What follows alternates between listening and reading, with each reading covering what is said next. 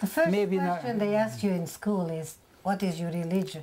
But you they didn't have stand up and tell them that you're but everybody Israelite. Israelite, that's how they say it. Yeah. That was the proper way to ask, you know. Yeah. And then it was mentioned on every paper you had that you...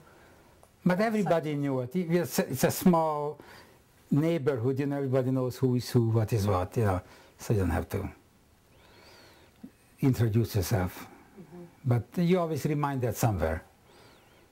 For March 1944, when the Germans came and occupied Budapest, or the whole Hungary, and then suddenly we could not no longer go to school. Then we had to stay home, and they explained to us that we were in second grade, and then they explained to us that we no longer can go to school because all Jewish children have to stay home, and then things started to get worse and worse every day after that.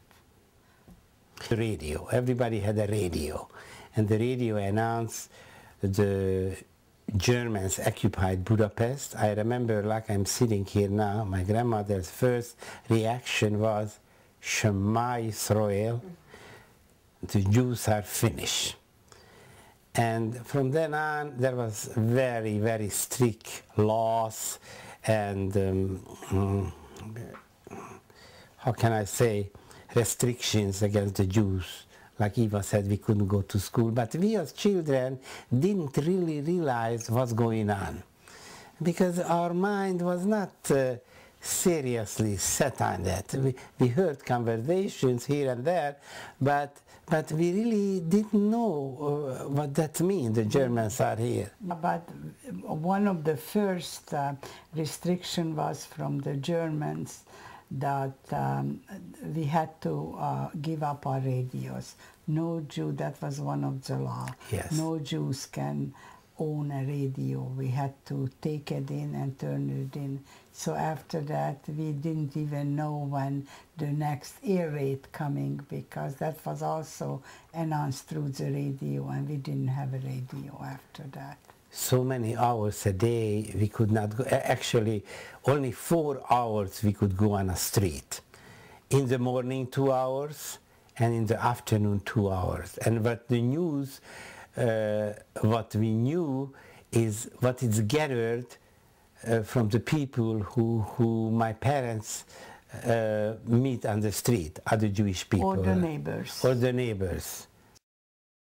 My father went to, first they took him to, in Hungary, one small town, they had a camp. Hegyeshalom, yeah, that was the name of the town. That's where they gathered all the Jewish men. And they were working in a labor camp, and later the Hungarians, they took him out to Russia, to the front, to dig ditches for, you know, the Hungarians and the Germans. And yeah. For a while, you used to get some postcards. Did you give any postcard?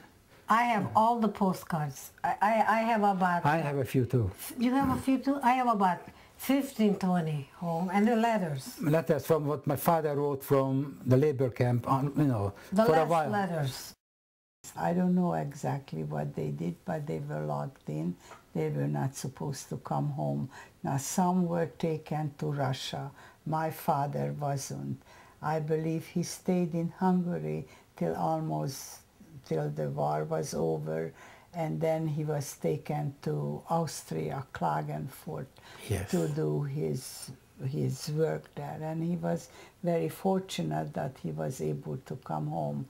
Now, that time, before he came home, we did not hear from him for over a year, maybe a year and a half. We didn't know where he was or if he was still alive. And he also didn't know if the Germans took us away, or we were still alive, or being together or separated. There was no communication. There came out a rumor, if the Jews who will convert to Christianity, they will not be taken away and they can save all this trouble. And it was very influential. My mother always was thinking of us, not herself, what will be good for the children, what's not. So I remember mother wrote a letter to my father and asked Herman, that is what's going on. In your opinion, should we convert or what? And I remember my father wrote a letter and it said, Irene, you do absolutely not convert. No matter what, you stay Jewish. And my mother took that very seriously. And my grandmother was not a religious grandmother, but that's the way how she grew up.